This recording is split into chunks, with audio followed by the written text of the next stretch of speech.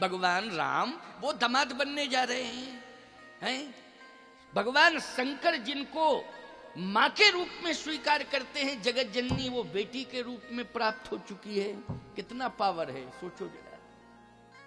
बहुत बड़ा पावर है, याद रखना। बहुत बड़ी ताकत है महाराज जनक में, बहुत बड़ी शक्ति है। जनक जी ने निश्चय कर लिया कि अब मेरा कार्य पूर्ण हो जाएगा, इसलिए धनुष नहीं टूटा है, अभी रखा हुआ है।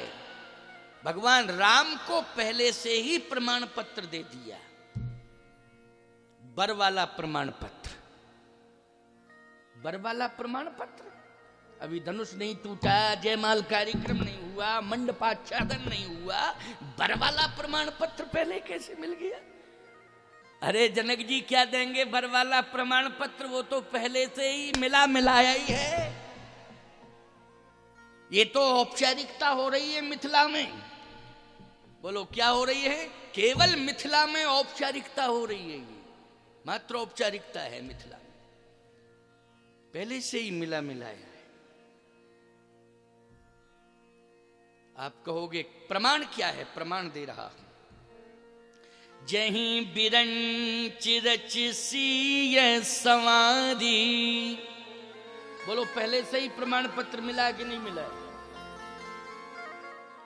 जहीं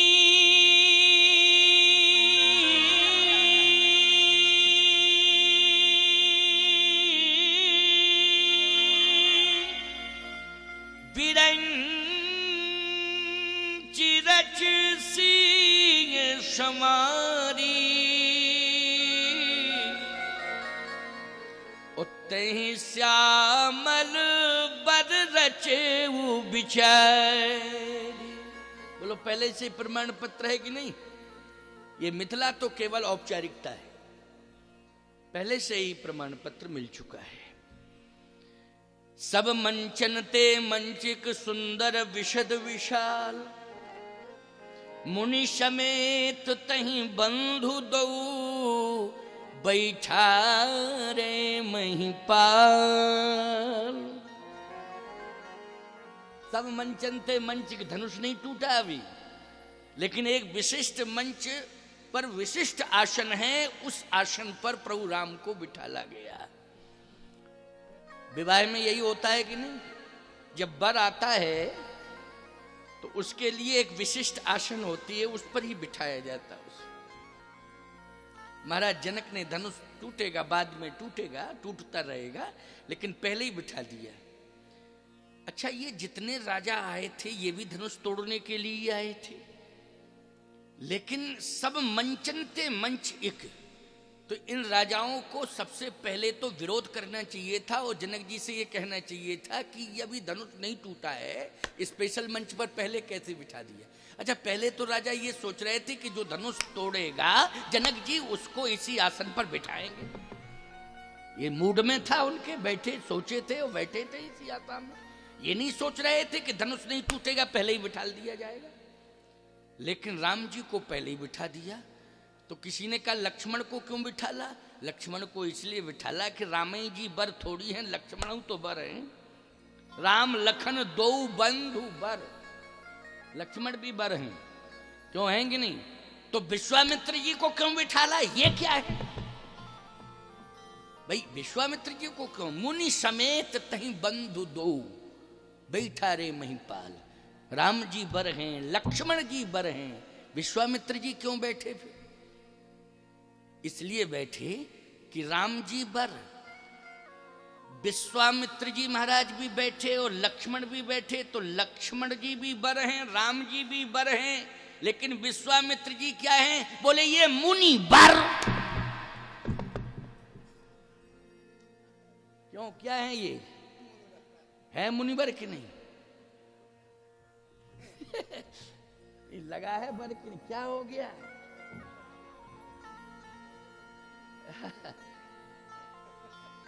क्या करूं? बच गया कि नहीं बच गया? पीछे बच्चे ही बैठा है बेचारा। चलो कोई बात नहीं है, आनंद लो। इन लोगों ने तो बांध रखा है सिंहासन को, सिस्टम में बांध, फिर भी उठा उठा जा रहा है। बांध रखा है, बना रहने दो, कोई बात नहीं, आनंद लो, चलो आनंद लो। आनंद देने के लिए तो हम आए हैं, और तुम सब जितने भी आए हो आनंद लेने के लिए आए हो। बोलो आए हो कि नहीं आए हो? और एक बात आपको बतावें, चित्रकूट जैसे धाम को छोड़ के हम आए कि नहीं? कामतानाथ मेन मंदिर है, मुख्य द्वार, मुखारविंद, उसका मैं पीठाधीश्वर हूं, उसे छोड़ के आया हूं कि नहीं आया हूं? क्यों? कामतानाथ जी का ही आदेश हुआ है, और उन्होंने ही तुम्हारे पास भेजा है कि जाओ हमारे भक्तों को कथा सुनाओ।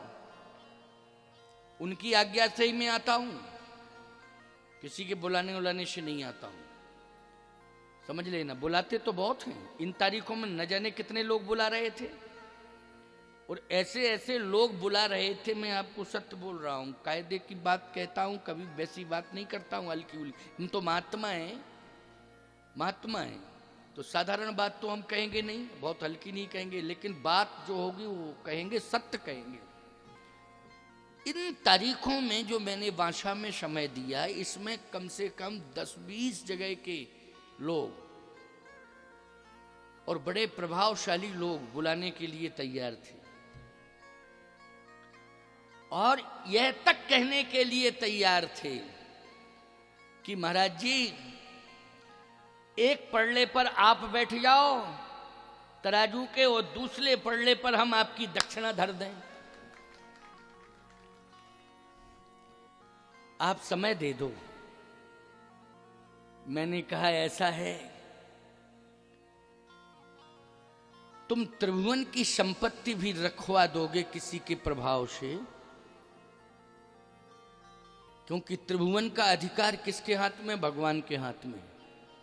चलिए हो सकता तुम्हारा कनेक्शन होगा, तुम त्रिभुवन की संपत्ति भी रख दोगे तो हम देखेंगे नहीं, क्योंकि कामतानाथ जी ने जिसको पहले कह दिया है जाने के लिए, जहां पहले आदेश कर दिया जाने के लिए, हम वहीं जाएंगे। हमारे सब कुछ कामतानाथ भगवान। कौन है? कामतानाथ भगवान है सब कुछ। उन्हीं में समस्त देवताओं का वास है, उन्हीं में समस्त शक्तियां विद्यमान हैं।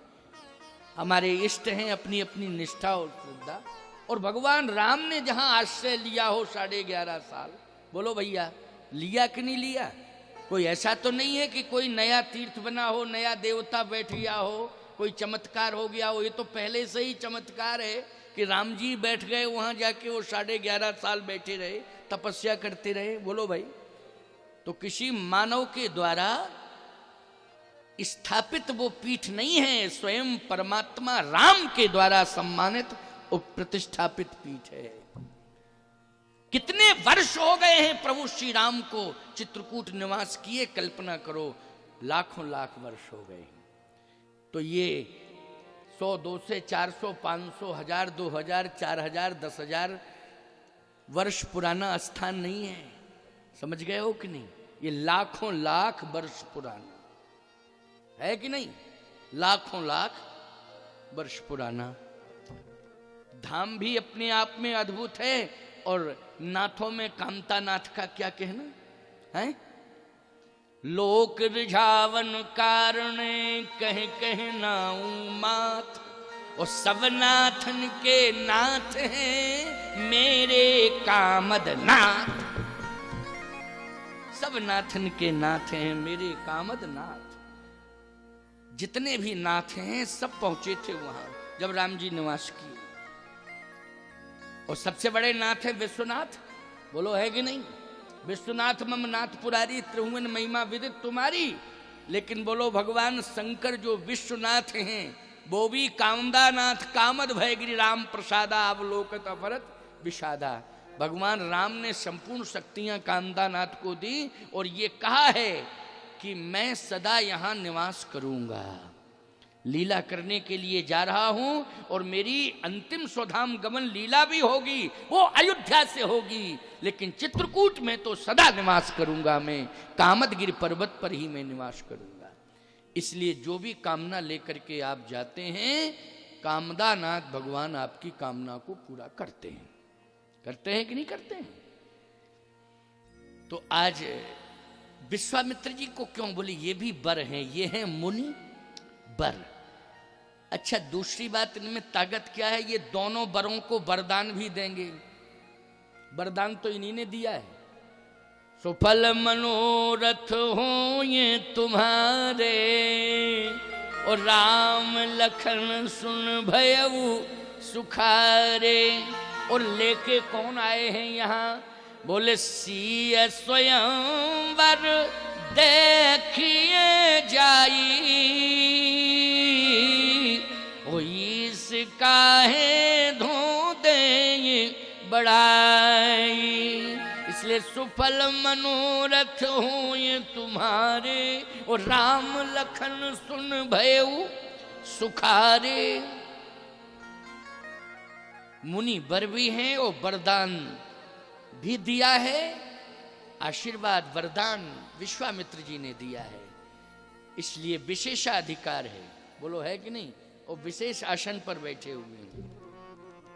सब मंचन ते मंचिक सुंदर विशद विशाल, मुनि समेत तहि बंधु दो बैठा रे मही पाल।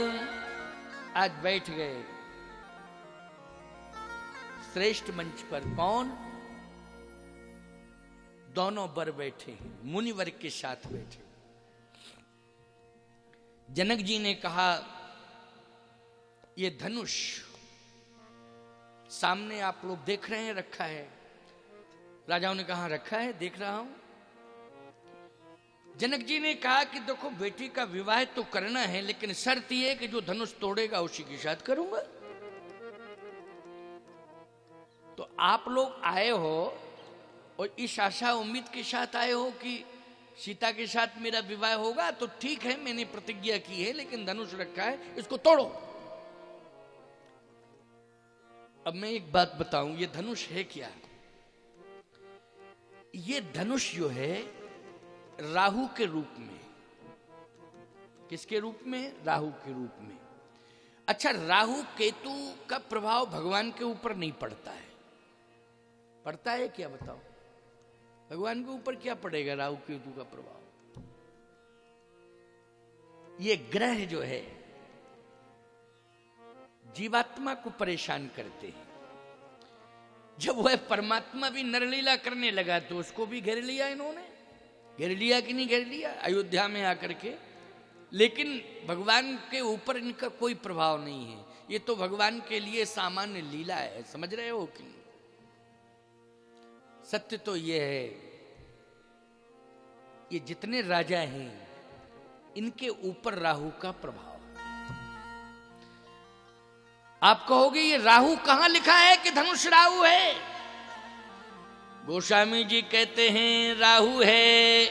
बोले नृप भुज बल विधु, राजाओं का जो बल है वो चंद्रमा है, और धनुष क्या है? वो राहु है। नृप भुज बल विधु शिव धनु राहु, और गरु कठोर विदित सब काहू।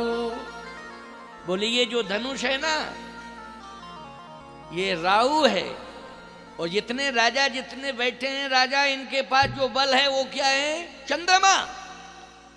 अच्छा एक बात बताओ, राहु चंद्रमा के पास जाता है कि चंद्रमा राहु के पास? नियम तो ये है कि राहु ही स्वयं चंद्रमा के पास जाता है, लेकिन आज यहां जनकपुर में चंद्रमा राहु के पास जा रहा है। क्यों जा रहा है कि नहीं जा रहा है? चंद्रमा किसके पास जा रहा है? राहु के पास। ये राजाओं के पास जो बल है वो क्या है? राहु। ओ चंद्रमा।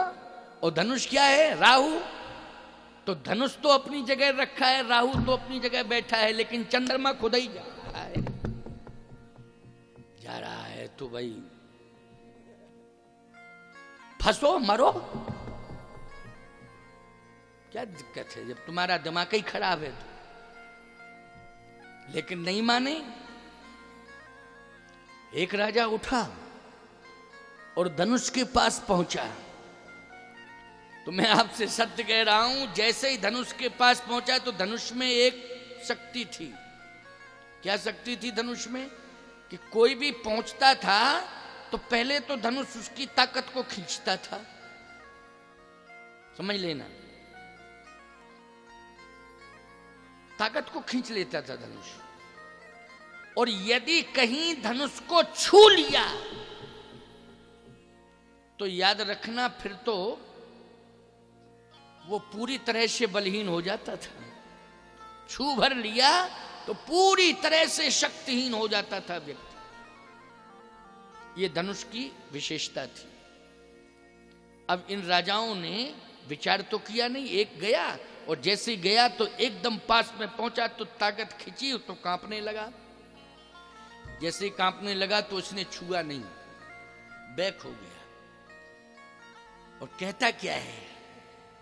प्राण बचे तो लाखों पाए। प्राण बच गए, यही बहुत है। इसमें तो करंट सिस्टम है, करंट सिस्टम। अगर कहीं छू लेता मैं तो निश्चित है मर जाता, बचता नहीं। जैसे ही पहुंचा पूरी ताकत चली गई, खिंच के कांप गया, पसीना निकल गया। इसको कहते हैं अटैक। अटैक में पहले पसीना आता है, पहले अटैक में, और दूसरे में पसीना भी आता है और शरीर भी कांपता है, और तीसरे में तो हार्ट फेल ही हो जाता है। फिर तो व्यक्ति निष्प्राण होता है। बैक हो गया वो राजा, बच गए। दूसरा राजा जब खड़ा हुआ जाने के लिए तो वो कहता है, एक बात बताओ, शादी कराने आए कि मरने आए? अरे बोले क्या बात करते हो, फालतू की बात करते हो, शादी कराने आए, मरने क्यों आए? मत जाओ। हम जानते हैं जैसे ही पहुंचे हमारी पूरी ताकत चली गई, छू लेता तो मर जाता मैं, प्राण निकल, करंट पावर है उसमें। मत जाओ, हमारी बात मानो। उस राजा ने कहा कि तुम्हारे अंदर खुद पावर नहीं है, तुम क्यों मरने आए यहां? घर बैठते, हमारे अंदर पावर है। तुम्हें मालूम नहीं हम किस देश के राजा हैं, कितना पावर है उस देश का? अच्छा एक बात बताओ, कोई पहलवान रेल के इंजन को चैलेंज दे कि मैं कुश्ती तुझसे ही लड़ूंगा आज, ईमानदारी से बताओ जिंदगी भर का काजू किशमिश 2 सेकंड में गायब हो जाएगा कि नहीं हो जाएगा? है? रेल के इंजन से कुश्ती लड़ने जा रहे हो, या जिसमें करंट है वो पहलवान कहे कि आज मैं तुझसे ही कुश्ती लड़ूंगा और पकड़ ले वो, तो बोलो भाई सारी पहलवानी 2 सेकंड में गायब? विचार तो करना चाहिए।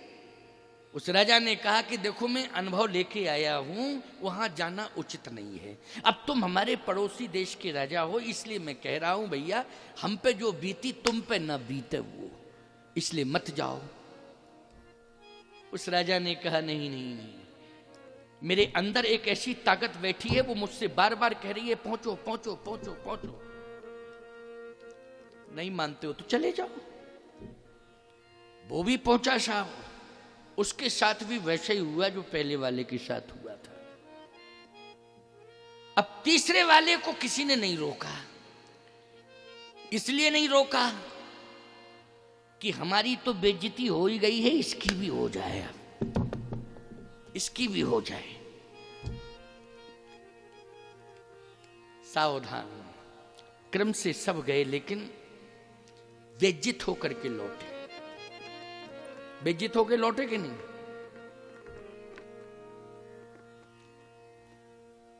बैठ गए।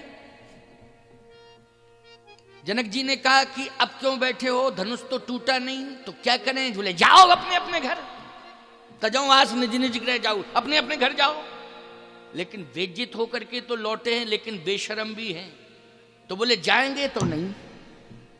क्यों नहीं जाओगे? जब धनुष नहीं टूट पाया, तोड़ ही नहीं पाए, तो जाओ अपने अपने घर। राजाओं ने कहा कि हम धनुष नहीं तोड़ पाए, हम इसलिए बैठे हैं कि अब तोड़ता कौन है। तो तुम क्या करोगे? वो तोड़ेगा, कोई भी तोड़ेगा, जो जिसके पास ताकत होगी वो तोड़ देगा। तुम लोग क्या करोगे? उन राजाओं ने कहा कि अभी हम लोग जो है एक आपातकालीन बैठक बुलाने वाले हैं, सामूहिक रूप से बैठेंगे। क्यों? बोले महागठबंधन की तैयारी करेंगे। क्यों? क्या बात है, क्या सोच है, देखो है? क्या करोगे इसमें? बोले सामूहिक रूप से तोड़ेंगे धनुष को। फुटकर तो हम लोग सफल नहीं हो पाए, लेकिन जब सामूहिक रूप से जाएंगे तो निश्चित है धनुष टूट जाएगा। जनक जी ने कहा अच्छा ये भी अजमा लो, कोई बात नहीं। जनक जी को तो पूरा पता है ना कि ये सामूहिक रूप से कितनी ही ताकत लगा दें, लेकिन धनुष हिलने वाला नहीं है। क्यों? क्योंकि धनुष है क्या? बोले गरु कठोर विदित सबका।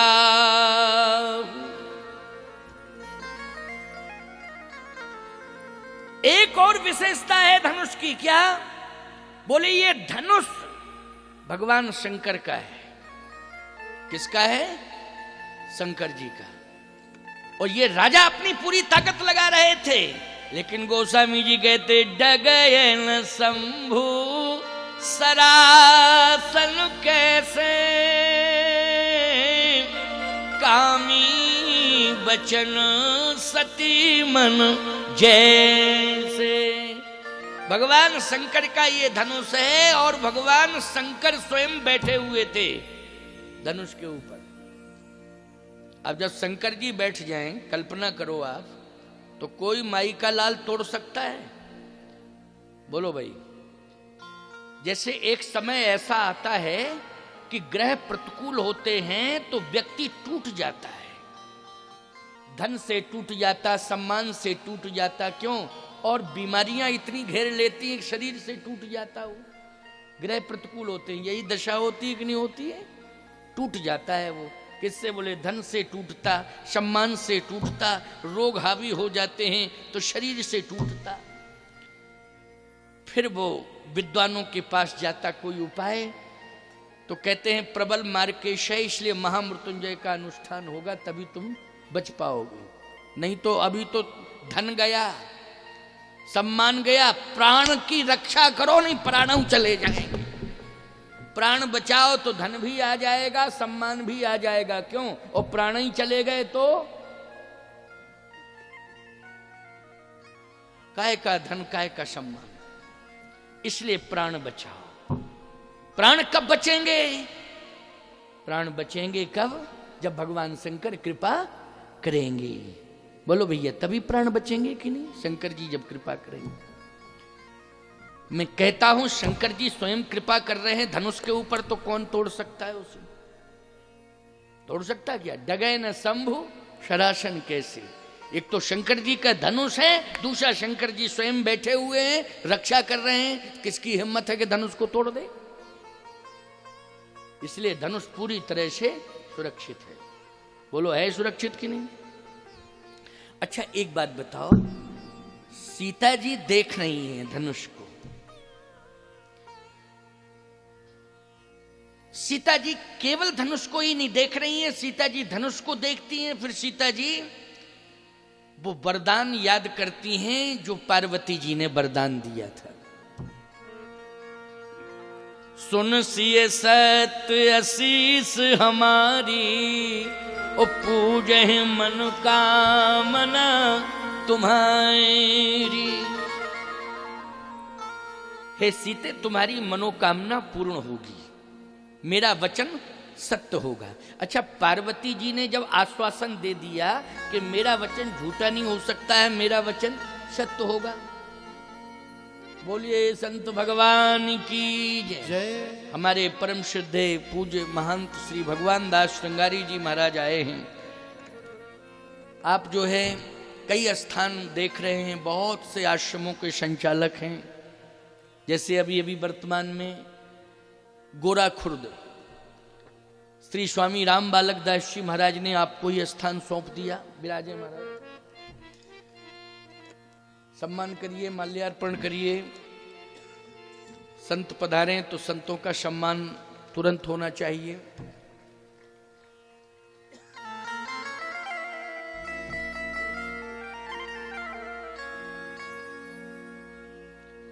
आप विचार करें, विचारवान श्रोता हो, बुद्धिमान श्रोता हो, विचार करना। रामायण पढ़ते हो, लेकिन मैं एक एक बात का स्पष्टीकरण कर रहा हूं। आज राम जी का विवाह है, भगवान का विवाह है, आज तीसरा दिन है कथा का। तो ये तृतीय दिवस में आज सीताराम विवाह महोत्सव। तो विवाह महोत्सव में साधु संत तो आएंगे ही आएंगे। क्यों भाई, आएंगे कि नहीं आएंगे? साधु संतों का आना तो स्वाभाविक है, वो सुनिश्चित है। और कामतानाथ की बात चल रही थी अभी। कामतानाथ भगवान का जो ट्रस्ट है उसके आप महामंत्री भी हैं। हम स्वयं अध्यक्ष हैं, आप महामंत्री हैं। साधु संतों का ही ट्रस्ट है, वो सेठ साहूकारों का नहीं है। नहीं, आजकल तो ट्रस्ट बन जाते हैं, बड़े बड़े ट्रस्ट बनते हैं, सेठ साहूकारों के बनते हैं, जन सामान्य के भी बनते हैं। लेकिन उस आश्रम में का जो ट्रस्ट है वो संतों का ही ट्रस्ट है, विरक्त संतों का ट्रस्ट है। बड़े महाराज जी ने ही उस ट्रस्ट को बनाया, उसमें जो संविधान बनाया उसके अनुसार ही ट्रस्ट चल रहा है। अखिल भारतीय पंचरामानंदी निर्मोही अखाड़ा राघव प्रयाग बैठक के संत ही उसमें सदस्य बनते हैं। ये परंपरा है उस ट्रस्ट की। तो आए, ध्यान से सुने, चर्चा चल रही थी। अच्छा एक बात बताओ भाई, सुन रहे हो तो ये बताओ चर्चा कहां चल रही है? हमारे वैद्य जी बोल पड़े, ये तो 103 रामायण पाठ हो चुके हैं आपके। अभी कल ही चर्चा 103 श्री रामचरितमानस के 108 पाठ का संकल्प है। तो अभी 6 और रह गए हैं। आप कह रहे थे महाराज जी, मन जो है कभी कभी वो होता, 108 जब पूरे हो जाएंगे तो याद रखना ये सारी की सारी जो, क्योंकि जब कभी संकल्प पूर्ण होने लगता है ना, तो निश्चित रूप से कहीं ना कहीं ग्रह जो है प्रभावित करने लगते हैं, वो मन को इधर उधर भटकाते हैं। लेकिन आपकी निष्ठा बनी रहे और आप तो शरीर से पाठ करते रहना, मन कहीं भी चला जाए, शरीर से पाठ करते रहना, 108 का संकल्प अवश्य ही पूरा हो जाएगा। अच्छा संकल्प, शुद्ध संकल्प साकार होता है ना। स्वामी विवेकानंद जी ने कहा शुद्ध संकल्प साकार होता है। संकल्प अच्छा होना चाहिए। ये कथा का संकल्प आपका ये परम पवित्र संकल्प है। आयोजक मंडल कह रहा था कि पहले तो महाराज जी सोचा ये कथा कैसे पूरी होगी, कैसे कथा पूरी होगी। मैं कहता हूं ये संकल्प आपका शुद्ध है, इतना शुद्ध संकल्प है, इतना शुद्ध, इतना पवित्र संकल्प है राम कथा का। इस संकल्प को कोई मनुष्य पूरा नहीं कराता है, इस संकल्प को तो स्वयं हनुमान जी पूरा कराते हैं। तो हनुमान जी जिस संकल्प को पूरा कराने में सहभागी बन जावें, उस संकल्प के प्रति किसी भी प्रकार का संदेह नहीं करना चाहिए। रामायण पढ़ने वालों को भी ये सोचना चाहिए कि हनुमान जी हमारा संकल्प पूरा कराएंगे। रामायण पढ़ते रहो, घर घर में रामायण रखो, रामायण का पाठ करो।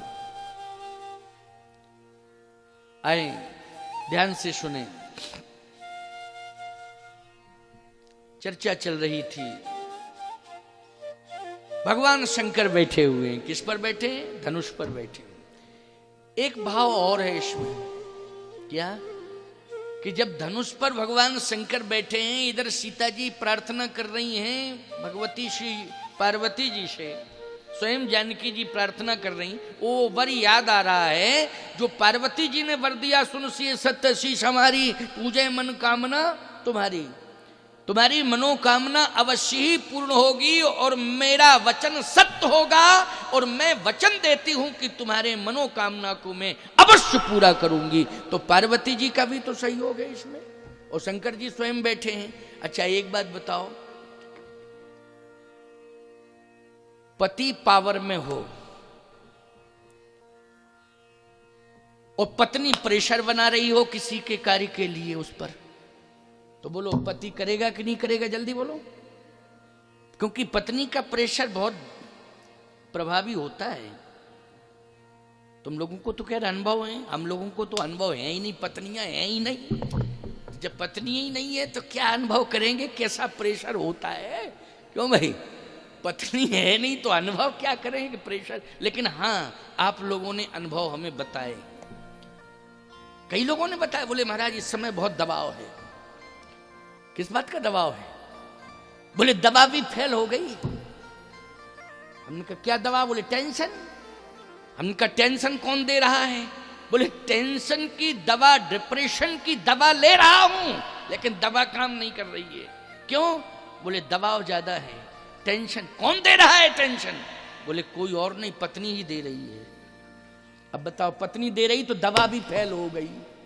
वैसे कोई पड़ोसी देता तो दवा काम करती कि नहीं करती, लेकिन जब पत्नी दे रही तो दवा ही फेल है। बहुत खतरनाक टेंशन होता है।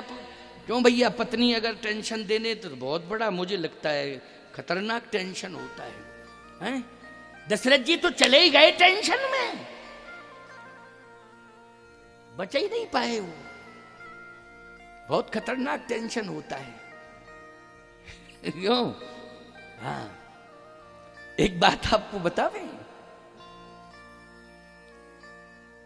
तुम बहुत शेर हो, शरीर से भी स्वस्थ हो, और पद में भी इतना बड़ा पद प्रभावशाली है कि शासन प्रशासन सब तुम्हारे सम्मान में लगा हुआ है, इतना बड़ा प्रभाव है, और शरीर भी इतना बलिष्ठ है कि रोग कोशों दूर है। चलिए, बहुत अच्छी बात है, लेकिन एक बात बताएं, चाहे जितना प्रभाव आपका कहीं क्यों न दिखाई दे, लेकिन घर के अंदर जब आ जाते हो तो न किसी से प्रभावित हो ही जाते हो। क्यों हो जाते हो कि नहीं? अभी ठंडी पड़ रही है, एक आदमी की घटना बतावें आपको। अभी बहुत ज्यादा ठंडी पड़ गई, आज भी थी, और उसके 2 दिन पहले तो बहुत ही ज्यादा थी, तो अभी परसों की ही बात है। एक व्यक्ति का फोन आया, बोले महाराज एक आश्चर्य देखा हमने अपने घर में। तीसरा व्यक्ति कह रहा है, क्या आश्चर्य देखा? बोले हमारे सामने की बात है महाराज, फलाने, अब नाम नहीं लेंगे उसका क्योंकि चर्चित व्यक्ति है, वो बहुत ज्यादा चर्चित है, नाम लेना ठीक नहीं है, क्योंकि सम्मान की बात है ना, इसलिए कहना उचित नहीं है। तो बोले महाराज हमने देखा है, गजब की बात है। क्या? इतना प्रभावशाली व्यक्ति आज घर गया तो लाइट चली गई, गीजर काम नहीं कर रहा था, हम साथ में थे, तो अंदर जैसे गया तो पत्नी चाय बना रही थी, तो एकदम बोला, बोले चाय वाय हटाओ, पहले पानी गर्म करो, मुझे जल्दी जाना है। तो उसने नहीं सुना, तो एकदम फिर बोला, सुनती नहीं हो, पानी गर्म करो, मुझे जल्दी जाना है। महाराज उसने नहीं सुना, वो तो अपनी चाय बनाने में मस्ती थी। फिर उसने कहा क्यों?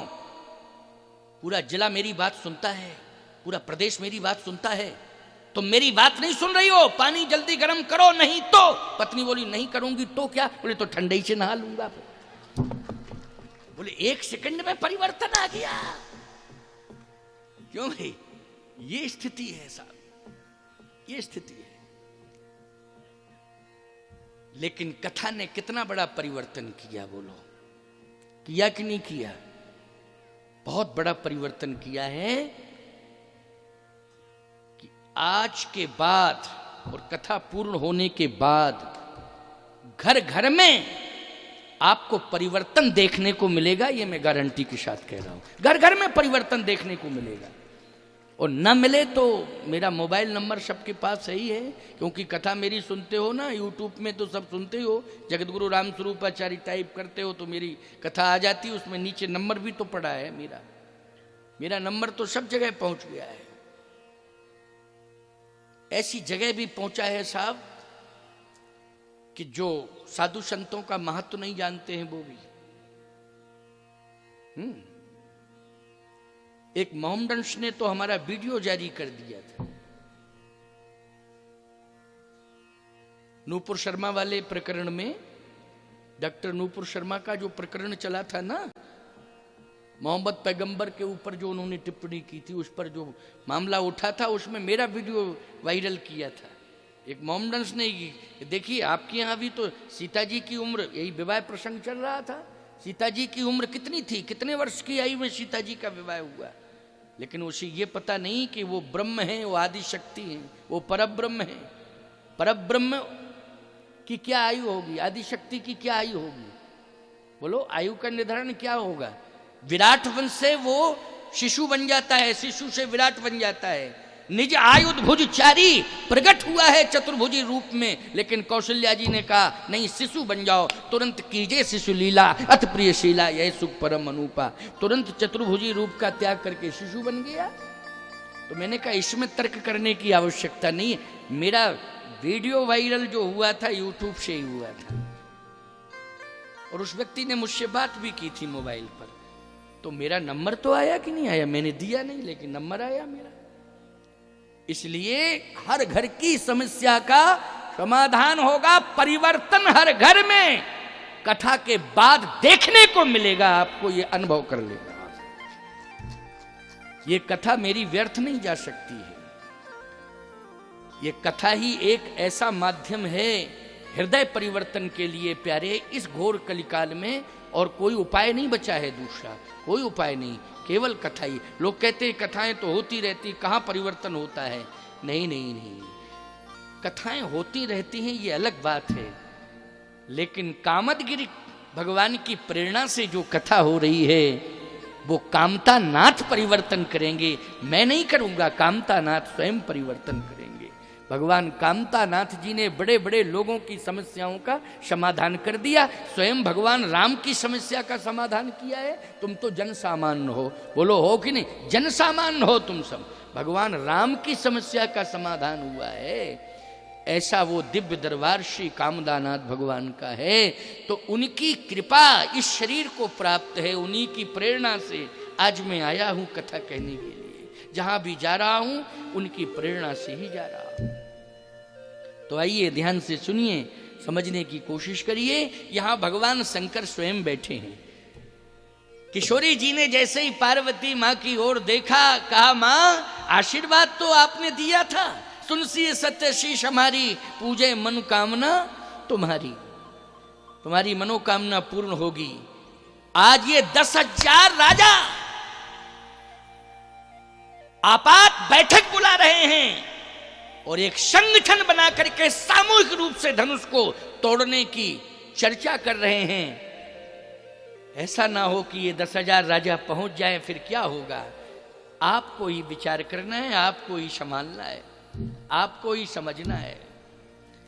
यद्यपि ये नर लीला है, क्या है? जानती तो वो सब है, लेकिन नर लीला है। इसमें पार्वती जी की महिमा को बढ़ाना है। किसकी महिमा को बढ़ाना है?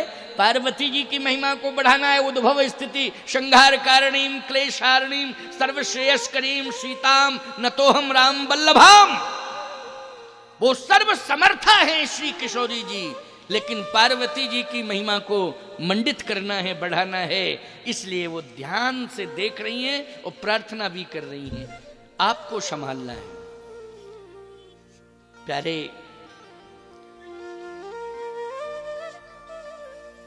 अच्छा, आप लोग भी माल्यार्पण कर लो। आओ आओ आओ, सबके लिए ये मंच खुला हुआ है, स्वागत है सभी का।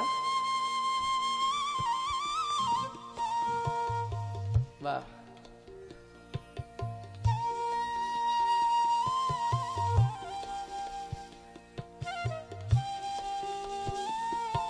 आपका परिचय? अच्छा, सिद्धार्थ मलैया जी, आजा इधर आओ, इधर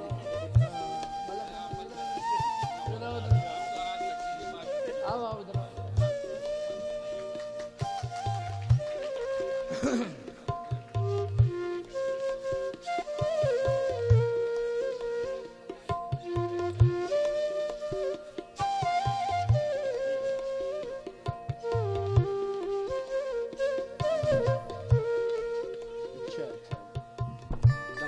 सभी लोग आए।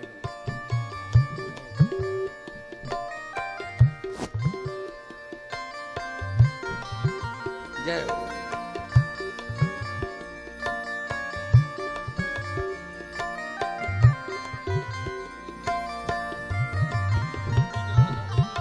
अच्छा, हाँ, सिद्धांत मलैया जी, पूर्व वित्त मंत्री जयंत मलैया के चिरंजीव हैं आप, बहुत अच्छा। आपको बहुत बहुत आशीर्वाद, सभी को आशीर्वाद, आपके साथ में जो भी आए सभी को आशीर्वाद।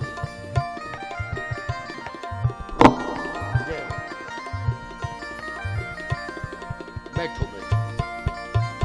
आज भगवान का विवाह है तो सभी लोग आ रहे हैं, क्यों भाई? वाह, आए। 4:15 बज गया है,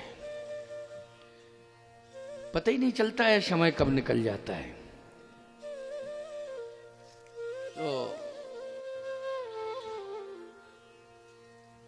पार्वती जी ने कहा चिंता करने की जरूरत नहीं है। भगवान शंकर धनुष के ऊपर बैठ गए।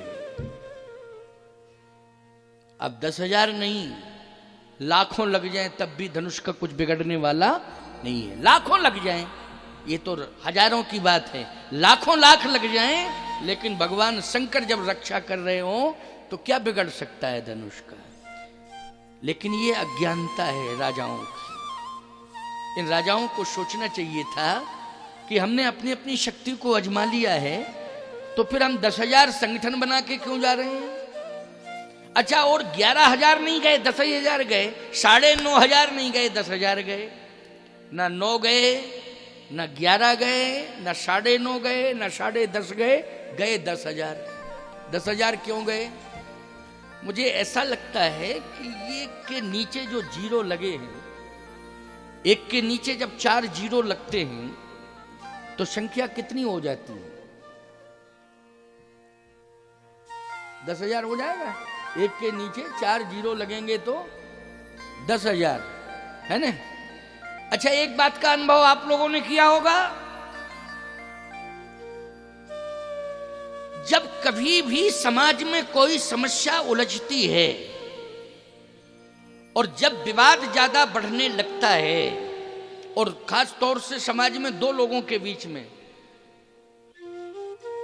तो फिर एक ही बात होती है कि 4 लोग गांव के जैसा कहेंगे, हम वैसा मान लेंगे। क्यों भाई? इसका मतलब है 4 का अर्थ है समूह, है समाज। क्यों भाई? 4 का अर्थ क्या हो गया? समाज हो गया। लेकिन कल्पना करें आप, 10,000 के अंक में एक अपने को हीरो मान रहा है और 4 को जीरो। 10,000 में क्यों 4 को क्या मान रहा है? हीरो एक ही है ना, और 4 क्या है? इसका मतलब क्या है? ये अभिमान की पराकाष्ठा है कि जब व्यक्ति समाज में अपने को हीरो माने, एक व्यक्ति अपने को हीरो माने और पूरे समाज को जीरो मानने लग जावे, समझ लेना ये अभिमानियों का संगठन है। यहां अभी जो 10,000 जा रहे हैं, ये 11,000 नहीं है, ये 9,000 नहीं है, ये 9.5 नहीं है, ये 10.5 नहीं है, ये है 10,000। इसका मतलब है कि लाखों लाख में ये 10,000 की छटनी हुई है। ये अभिमानी हैं, अहंकारी हैं।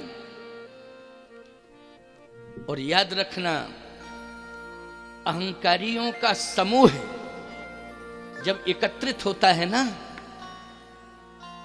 तो उस अहंकार को दूर करने के लिए भगवान को स्वयं आगे आना पड़ता है। अहंकार को दूर करने किसको आना पड़ता है? भगवान को स्वयं आना पड़ता है। और बोलो भाई, इन अहंकारियों के अहंकार को नष्ट करने के लिए भगवान आ गए कि नहीं आ गए? बैठे हुए देख रहे हैं, तमाशा देख रहे हैं भगवान। लेकिन ये राजा नहीं माने। तब तक किसी राजा ने कहा कि 10,000 अगर तोड़ दोगे तो विवाह किसके साथ होगा? भाई सामूहिक रूप से तोड़ रहे हो तो सीता जी तो एक हैं, विवाह किसके साथ होगा? तो उन राजाओं ने कहा कि पहले तो हम लोग 10,000 जाके तोड़ेंगे, और जब धनुष टूट जाएगा तो फिर जनक जी को बुला के बताएंगे कि देखो पहले कंफर्म करो कि ये टूटा कि नहीं टूटा। अगर कसर रह गई हो तो फिर हम तोड़ें। जब जनक जी पूरी तरह से विश्वस्त हो जाएंगे कि नहीं नहीं कंफर्म है, टूट गया, तो फिर 10,000 ने मिलके तोड़ा ना, तो सीता जी तो एक ही है ना, विवाह किसके साथ होगा? तो उन राजाओं ने कहा कि जनक जी को बुला के कहेंगे कि पहले कंफर्म करो ये टूटा, और जनक जी कहेंगे टूट गया, फिर हम 10,000 कहेंगे चलो मैदान में चलें, आपस में लड़ें, लड़ते लड़ते सब मर जाएंगे, एक आध तो जिंदा बचेगा बाद में कोई, उसी के साथ हो जाएगा विवाह। बड़ी विडंबना है। सावधान, यह सोच व्यक्ति को विनाश की ओर ले जाती है। कहां ले जाती है? विनाश की ओर ले जाती है। और ये विनाशकारी सोच है। इन 10,000 ने एक संगठन बना के तैयार किया और सामूहिक रूप से धनुष पर आक्रमण किया। लेकिन गोस्वामी जी कहते डगये न शंभु भूप सहस 10 कई 12 और लगे उठा बन टरइन टारा। डगे न शंभु सरासन कैसे कामी बचन सती मन जैसे। एक साथ 10,000 राजा पूरी ताकत के साथ धनुष पर टूट पड़े, लेकिन धनुष ना हिला ना डोला। अब सभी जो है मस्तक नीचा करके अपनी अपनी आसन पर बैठ गए। जनक जी ने कहा अब जाओ, अब जाओ। उन राजाओं ने कहा नहीं नहीं, अभी भी नहीं जाएंगे। क्यों? अब जो धनुष तोड़ेगा 10,000 उस पर आक्रमण करेंगे। धनुष का तो कुछ नहीं बिगाड़ पाए, लेकिन जो तोड़ेगा उसका तो बिगाड़ ही सकते हैं ना, उसका तो बिगाड़ ही सकते हैं। वाह, क्या मानसिकता है।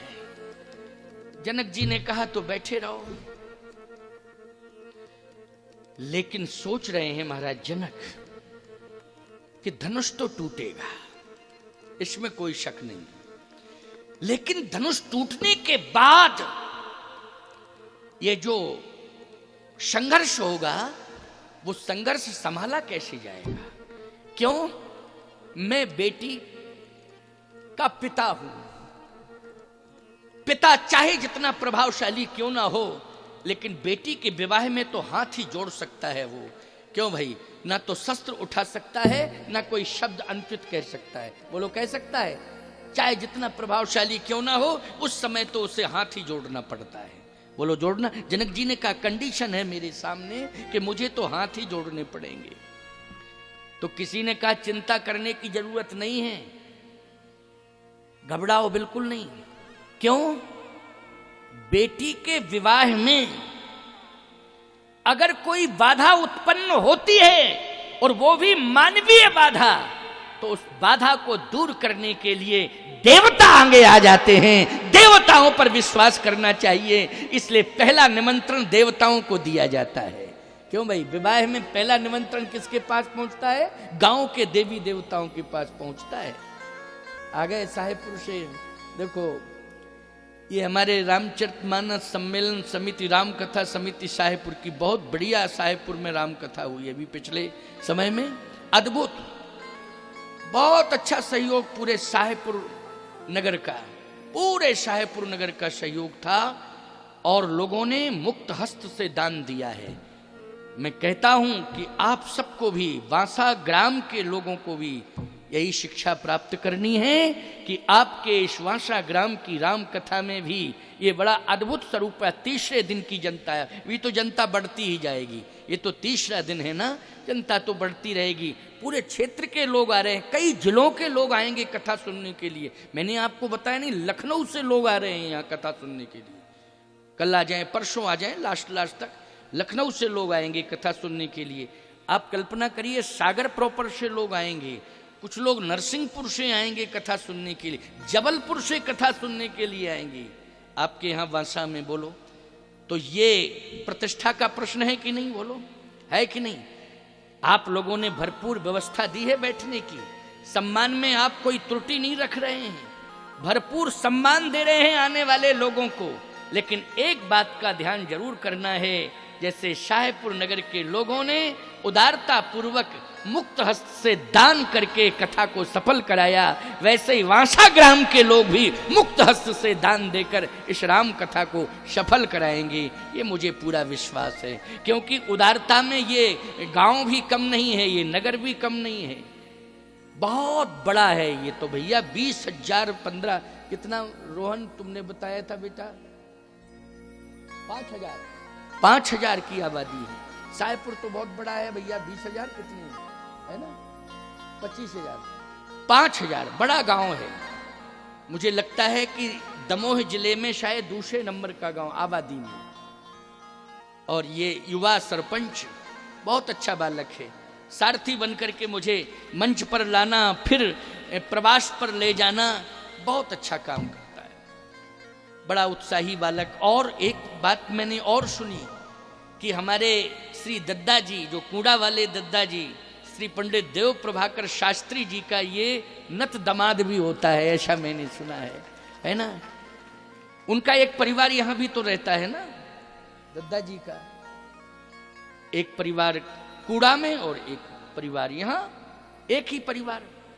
और इसी स्थल पर जहां पर राम कथा हो रही है, आज से 11 साल पहले या 12 साल पहले, कितने साल हो गए, 11 साल पहले इसी स्थान पर एक बहुत बड़ा दिव्य भव्य आयोजन पंडित देव प्रभाकर शास्त्री दद्दा जी ने कराया था। अद्भुत विलक्षण कार्यक्रम कराए उन्होंने अपने जीवन काल में, बड़े बड़े अद्भुत कार्यक्रम कराए हैं। पूरे बुंदेलखंड में ऐसे अद्भुत कार्यक्रम कराए कि पूरी दुनिया में प्रसिद्ध हो गए दद्दा कूड़ा वाले श्री पंडित देव प्रभाकर शास्त्री। भगवान ने अपने धाम में उनको एक विशेष स्थान दिया है। आज इस मंच से उनका पुण्य स्मरण कर रहा हूं। अद्भुत थे वो, सदगृहस्थ संत थे, उदारता की पराकाष्ठा थे और भगवान शिव के प्रति पूर्ण समर्पित थे। असंख्य शिव पार्थिवेश्वर का निर्माण कराया उन्होंने, बड़े बड़े दिव्य भव्य आयोजन किए। जब मैं आया यहां तो बताया लोगों ने कि इसी स्थान पर पहले कार्यक्रम हुआ था, और उस समय एक बड़ा कार्यक्रम दद्दाजी के टाइम में हुआ था। लोगों ने कहा दोबारा कार्यक्रम तो बीच बीच में होते रहे, लेकिन पुनः अब ऐसा संजोग आया कि आपके द्वारा जो राम कथा हो रही है वो दिव्य भव्य हो रही है, ऐसा लोगों ने मुझे स्मरण दिलाया। तो आज भगवान शंकर धनुष की रक्षा कर रहे हैं। 10,000 नहीं, 1 लाख लग जाएं, कई लाख लग जाएं, तब भी धनुष का कुछ बिगड़ने वाला नहीं है। जनक जी महाराज ने कहा कि देखो, मैं तो पिता की भूमिका में हूं, इसलिए मैं तो प्रार्थना ही कर सकता हूं और कुछ नहीं, केवल प्रार्थना। देवी देवता रक्षा करेंगे। कौन करेंगे? देवी देवता। इस विवाह में किसी भी प्रकार का अमंगल ना होने पावे, इसके लिए रक्षा कौन करेंगे? देवी देवता रक्षा करेंगे। विश्वास है, आपको भी विश्वास करना है, सनातन धर्मावलंबी हो, बोलो देवी देवताओं के ऊपर विश्वास करना चाहिए कि नहीं करना चाहिए? अवश्य ही करना चाहिए देवी देवताओं पर विश्वास। जिसके घर में बेटी का जन्म हो जाए उसे सबसे पहले तो प्रसन्नता जाहिर करनी चाहिए, और जिसके घर में बेटी का जिस दिन जन्म होता है उसके घर में उसी दिन यज्ञ का भूमि पूजन हो जाता है कि हमारे घर में तो यज्ञ अवश्य होगा, क्योंकि विवाह भी एक यज्ञ है। क्या है? यज्ञ है। बेटी का जन्म मंगलदायी होता है। महाराज श्री जनक के यहाँ जब सीता जी का जन्म हुआ तो पहले अकाल पड़ रहा था, लेकिन सीता जी का जब जन्म हुआ तो उसी समय झरझर झरझर झरझर झरझर पानी बरसने लगा, पूरी हरितमा छा गई थी मिथिला में। ये जानकी जी के आगमन से ये मंगल संदेश प्राप्त हुआ। इसलिए बेटी सीता के रूप में होती है। बेटी का पूजन, कन्या पूजन बड़ा मंगलदायी होता है। बेटी का चरण जिस घर में पड़ जाता है उस घर में लक्ष्मी का वास हो जाता है, लक्ष्मी की कृपा बरसने लगती है। इसलिए बेटी आए तो प्रसन्नता जाहिर करना। बेटा के आने पर तो बहुत बाजे बजवाते हो, गोले जाने क्या क्या छुड़वाते हो, पड़ाके, बेटा आया बेटा आया बेटा आया। ये अड़ाके पड़ाके छुड़ाने की क्या जरूरत है? बम के गोले छुड़वा रहे हो क्या? आतंकवादी आया है तुम्हारे घर में? इसलिए खबरदार, बेटी के आने पर प्रसन्नता जाहिर करो। आज श्री जानकी जी का ये मंगल महोत्सव विवाह है। महाराज श्री जनक ने कहा हम तो देवी देवताओं पर विश्वास करते हैं और ये विधि का विधान है, लेकिन रोने लगे। वो रोए क्यों? इसलिए रोए कि जिसे धनुष तोड़ना है वो उठ नहीं रहा है, जिससे धनुष तोड़ना है वो उठ नहीं रहा है, और जिनसे धनुष टूटना नहीं है वे उठ जा रहे हैं। जिनसे टूटना ही नहीं है वो उठे बिना मान ही नहीं रहे, और जिससे धनुष टूटना है वो उठ नहीं रहा है। सावधानी से सुनना, धनुष के पास भगवान तब पहुंचेंगे जब धनुष के टूटने का समय आ जाएगा। टूटने का समय आएगा तभी पहुंचेंगे भगवान। कृपा का भी एक समय होता है, याद रखना, घबराना नहीं चाहिए। भगवान की कृपा का इंतजार करना चाहिए सबको। ये नहीं कि मंदिर गए, 2 दिन 4 दिन गए, 1 सप्ताह गए, ज्यादा से ज्यादा 1 महीना गए, और फिर कहने लगे कि क्या फायदा है, कुछ तो हुआ ही नहीं। सीधी सी बात यह है कि भगवान तुम्हारे बंधन में बंध गए, तुमको तुरंत दे दें जो तुम चाह रहे हो। कृपा का इंतजार करो, कृपा किसी न किसी रूप में होगी और सफलता मिलेगी। इसलिए संतों के पास जाओ, तीर्थों में जाओ, मंदिरों में जाओ, अपने से बड़ों का आदर करो, सबका आशीर्वाद लो, इससे कभी वंचित नहीं रहना चाहिए। महाराज श्री जनक ने कहा कि जिनसे धनुष टूटना है वो तो बैठे हुए हैं, भगवान क्यों उठेंगे जब समय आएगा तभी। अच्छा, समय के बारे में कौन जानते हैं? समय के बारे में जानते हैं विश्वामित्र जी।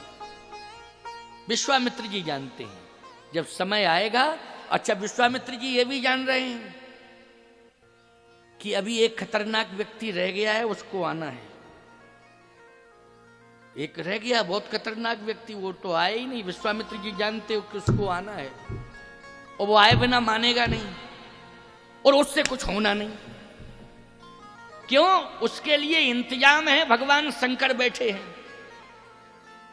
कौन बैठे हैं धनुष के ऊपर? भगवान शंकर बैठे हैं। अच्छा, उसके गुरुदेव हैं। अच्छा, वो व्यक्ति कौन है? रावण है। बाणासुर को साथ में लेके आया है। लेकिन जैसे ही रावण आया, बाणासुर साथ में आया, धनुष को देखा, बाणासुर से कहता है कि धनुष के पास जाने की जरूरत नहीं है। क्यों? भगवान शंकर ने संकेत कर दिया कि रावण तू आ गया है, लेकिन वापस लौट, धनुष को छूना नहीं। अगर तूने धनुष को छुआ तो मेरा तीसरा नेत्र खुला और तू भस्म। अगर मरना हो तो छू। रावण बोला, गुरुजी मरना नहीं है, मरना नहीं है।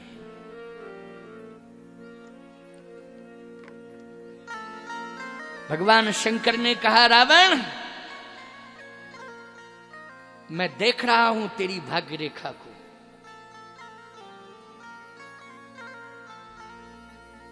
तो सीता का वरण करने आया है? नहीं नहीं नहीं नहीं, सीता का वरण तू नहीं कर सकता है। तुझे मालूम है कि कौन है सीता? सीता मेरी मां है। कौन है? मेरी मां है।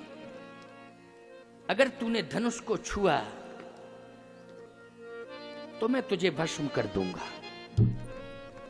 इसलिए रावण बाण छुआ नहीं चापा। रावण बाण छुआ नहीं चापा, हारे सकल भूप करिदापा। रावण बाणासुर ने तो धनुष को छुआ ही नहीं, देख के वापस हो गए।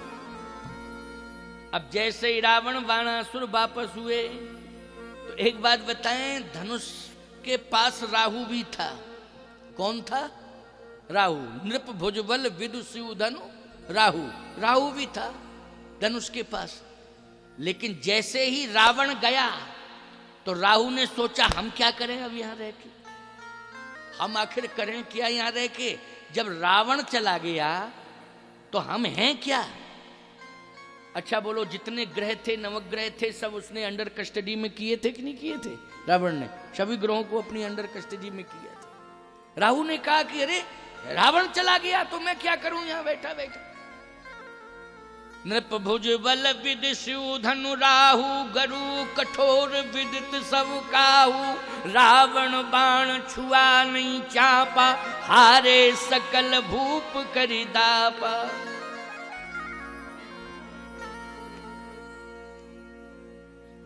जनक जी महाराज ने कहा कि देख रहे हो रावण बाणासुर ये दोनों चले गए, तो तुम लोग भी जाओ।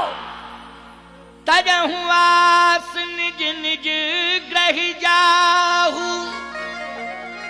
अपने अपने घर जाओ। जब रावण बाणासुर चले गए तो तुम क्यों बैठे हो, तुम लोग भी जाओ। राजाओं ने कहा हम नहीं जाएंगे। राहु बोला कोई जावे चाहे न जावे, हम जा रहे हैं।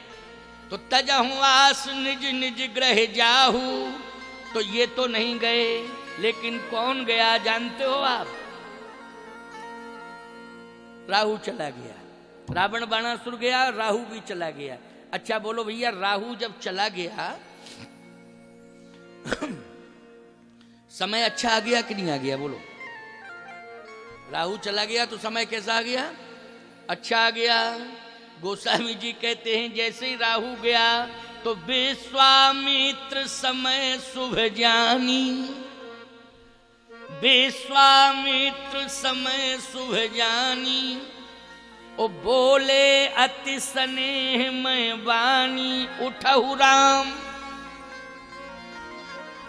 रावण चला गया, बाणासुर चला गया, राहु चला गया, अब तो रास्ता साफ हो गया,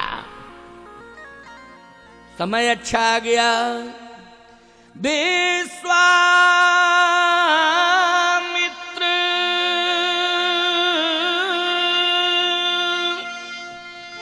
समय शुभ जानी, ओ बोले अति स्नेह में वाणी। उठहु राम भन्यो भव चापा, मेटहु तात जनक परितापा, मेटहु तात जनक परितापा। हे राम उठो, धनुष के पास जाओ, धनुष को तोड़ो और जनक का परिताप संताप मिटो। भगवान राम ने कहा आपकी आज्ञा है तो मैं जा रहा।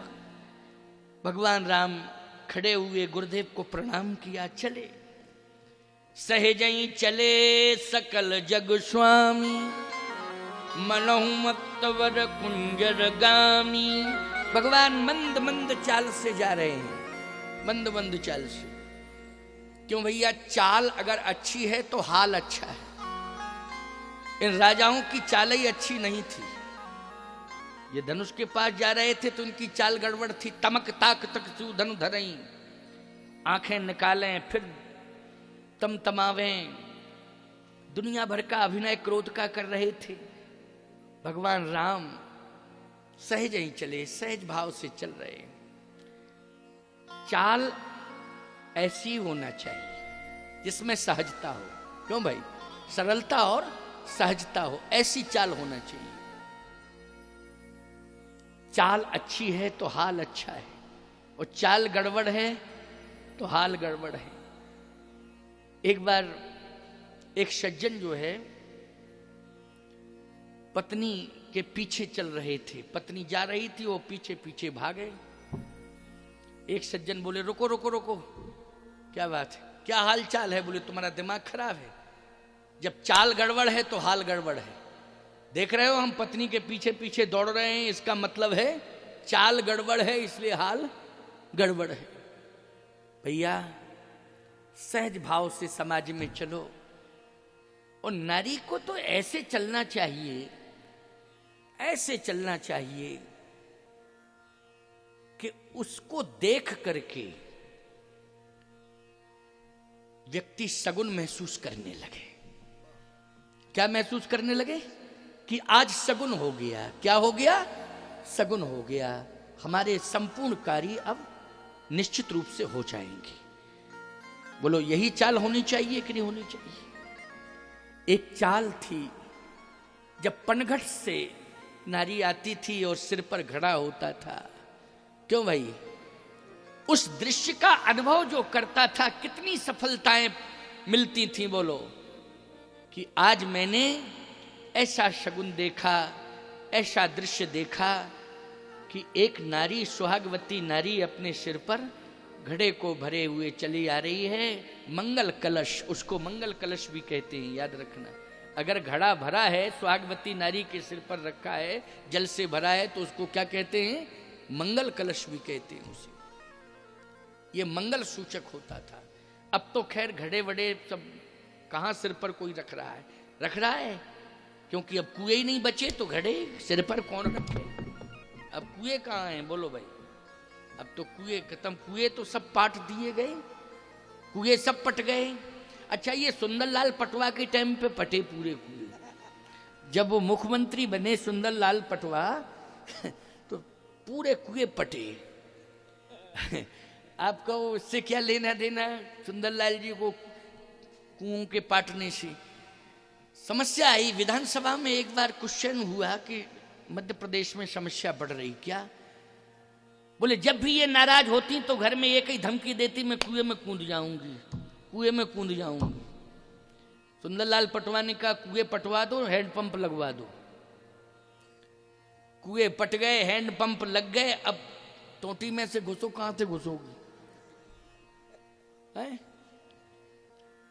खैर, मेरा संकेत यह है कि माताओं, कभी भी गलत निर्णय नहीं लेना चाहिए। केवल मात्र शक्ति के लिए ही नहीं कह रहा हूं, पुरुषों के लिए भी कह रहा हूं।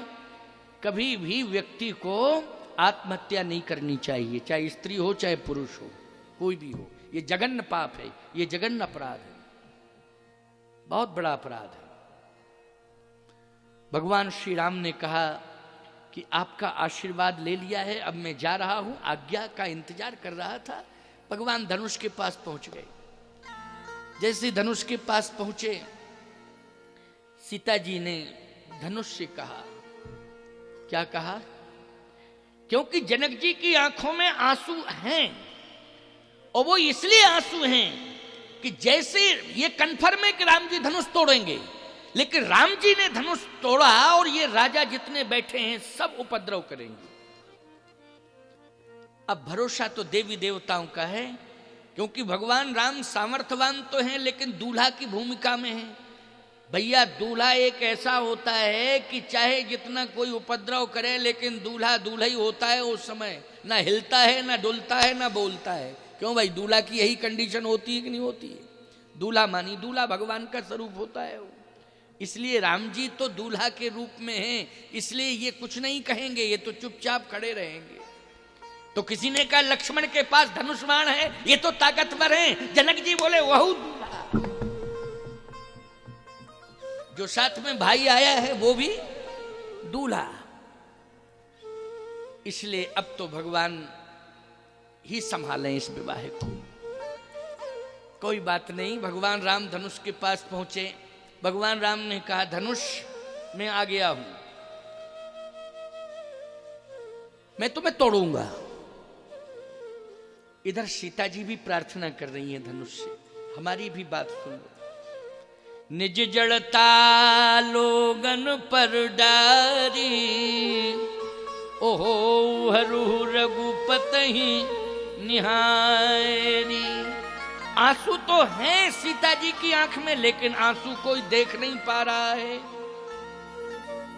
लोचन जल रहे लोचन कोना, और जैसे परम कृपण कर सोना। जैसे एक कंजूस व्यक्ति तिजोरी में धन को छिपा के रखता है, उसके धन को कोई देख नहीं सकता है, वैसे सीता जी की आंखों के आंसुओं को कोई नहीं देख पा रहा। आंसू तो हैं, कोई देख नहीं पा रहा है, लेकिन धनुष से कह रही हैं निज जड़ता लोगन पर डारी, ओहो हरु रघुपति निहारी। हे धनुष हल्के हो जाना। धनुष कहता है ये तो बताओ कितना हल्का हो जाऊं। सीता जी ने कहा ये नहीं कह सकती हूं। क्यों? इसलिए कि मैंने अभी अभी पुष्प वाटिका में देखा है, जब ये पुष्प तोड़ रहे थे तो भाल तिलक्षम बिंदु सुहाए, एक पुष्प की कली को, केवल एक पुष्प की कली को स्पर्श किया, पूरा पुष्प ही नहीं तोड़ पाया था, केवल स्पर्श किया और स्पर्श मात्र में पसीना निकल गया। भाल तिलक्षम बिंदु सुहाए, तो पुष्प को छूने से जब पसीना निकल सकता है तो धनुष तुम तो वज्र से भी कठोर हो। लेकिन प्यारे, भ्रम करने की आवश्यकता इसलिए नहीं कि ब्रह्म की यही पहचान है, वज्रादपि कठोराणी मृदून कुष्मादपि। जो ब्रह्म है ना, वो वज्र से भी कठोर होता है और पुष्प से भी ज्यादा कोमल होता है। वो शिशु बन जाता है, शिशु से विराट बन जाता है, फिर विराट से शिशु बन जाता है, अपनी लीलाएं करने लगता है, अदृश्य भी हो जाता है, फिर दृश्यमान हो जाता है। उसमें सामर्थ्य है। बोलो, है सामर्थ्य कि नहीं? वो सर्व समर्थ है। आज वही परमात्मा धनुष के सामने खड़ा है। तो धनुष कहता है कि कितना हल्का हो जाऊं, 1 कुंटल का हो जाऊं? सीता जी ने कहा नहीं। 50 किलो का हो जाऊं? सीता जी ने कहा नहीं। हो हरू, हल्के तो हो जाओ, लेकिन ये मत कह लो आओ कितना, 50 किलो। तो 25 का? सीता जी ने कहा नहीं। अरे तो 25 किलो नहीं तो 1 किलो ठीक है ना, 1 किलो वजन उठाने में क्या दिक्कत है? सीता जी ने कहा ना ना ना ना, 1 किलो के भी नहीं। अच्छा, ऐसा है कि मैं एकदम हल्का हुआ जाता हूं 100 ग्राम। अब 100 ग्राम उठाने में क्या दिक्कत है? सीता जी ने कहा कि फूल की एक पंखुड़ी कितने ग्राम की होती है? क्यों भाई? फूल की एक पंखुड़ी रखी जाए एक पड़ले पर और 100 ग्राम रखा जाए। अच्छा, फूल की एक पंखुड़ी के लिए कौन सा ग्राम तैयार किया गया समझ में नहीं आता है। फूल की पंखुड़ी के लिए, फूल के लिए तो हो सकता है, लेकिन पंखुड़ी के लिए सोचो जरा। सीता जी ने कहा ये 100 ग्राम वाली बात छोड़ो, तो धनुष ने कहा 50 ग्राम। सीता जी ने कहा नहीं, ये भी नहीं कह सकती। तो धनुष ने कहा जब 50 ग्राम वजन नहीं उठा सकते तो शादी कराने क्यों चली आए? इनसे पूछो जरा। क्यों भाई, जब 50 ग्राम नहीं उठा सकते तो शादी कराने क्यों चले आए? गिरा रथ जल बीच सम कहियत भिन्न न भिन्न, बंधु सीता राम पद जिन्हि परम प्रिय खिन्न। ये तो लीला है। ये वज्रादपि कठोराणी मृदून कुष्मादपि, वज्र से अधिक कठोर है वो, पुष्प से अधिक कोमल है वो। सीता जी ने कहा वो खड़े हैं सामने, बस जितना वो उठा पाए उतनी हल्के हो जाना। हो हरू रघुपति निहारी, वो देख रहे हैं अभी, जैसे ही वो छुए और जितना उठा पाए उतनी हल्के हो जाना। धनुष बोला हम हल्के काहे को होंगे, जैसे ही वो छुए वो हम टूटे। छुअते ही टूट पिनाक पुराना। क्यों भाई, प्रमाण है कि नहीं? छुअते ही टूट पिनाक पुराना। धनुष बोला वो छुए वो हम टूटे, लेकिन जब छुए ही नहीं तो क्या टूटे? छूना तो पड़ेगा। भगवान राम ने कहा नहीं नहीं नहीं नहीं, हम छुएंगे तुम्हें और उठाएंगे भी, ऐसा नहीं है। छुएंगे ही नहीं, उठाएंगे भी, लेकिन ये कन्फर में तोड़ेंगे। भगवान राम ने कहा कि मेरा काम जोड़ने का है, लेकिन मैं आज तोड़ूंगा। सत्य तो ये है भैया कि राम जी जिसको छू लें, ईमानदारी से बताओ वो टूटता है, रूठता है कि जुड़ता है? बोलो। ना वो टूटता है, ना वो रूठता है, ना वो अकड़ता है, ना मकड़ता है, उसमें तो अभूतपूर्व परिवर्तन होता है। वो समाज से जुड़ता है और उसका काम जुड़ने का ही होता है। तो आज भगवान कहते हैं कि थोड़ा सा नियम बदल रहा हूं। क्या? मैं छूऊंगा और तोड़ूंगा। मैं नहीं तोड़ता, लेकिन गुरुजी की आज्ञा है, उठऊ राम भंजो भव चापा। गुरुजी ने कहा उठाना और तोड़ना इसको, इसलिए मैं तोड़ रहा हूं। लेकिन ये कन्फर्म है कि मैं तोड़ूंगा और तोड़ने के बाद बैकुंठ भेजूंगा, और बैकुंठ में भी जो विशेष स्थान होगा उस स्थान पर आपको स्थापित करूंगा। बड़े बड़े योगेंद्र, मुनेन्द्र, हंस, परमहंस, अमलात्मा, बिमलात्मा अनंत वर्षों तक तपस्या करते हैं, लेकिन वो स्थान प्राप्त नहीं कर पाते हैं। वो स्थान मैं तुम्हें दिलाऊंगा, मेरा अधिकार है। धनुष ने कहा ये बताएं प्रभु, आपका जो वैकुंठ है वो वैकुंठ होगा, आप रहते हैं इसलिए उसकी महिमा है, लेकिन आप जब नहीं रहते होंगे तो मैं तो नहीं मानता हूं कि उसकी महिमा होगी। क्यों भाई? जब आप रहते हैं तो महिमा है, लेकिन इस समय तो आप बैकुंठ छोड़ के आए। भगवान ने कहा बैकुंठ छोड़ के तो आया हूं। तो धनुष ने कहा बैकुंठ की कोई महिमा नहीं है। क्या महिमा है जब आप छोड़ के चले आए?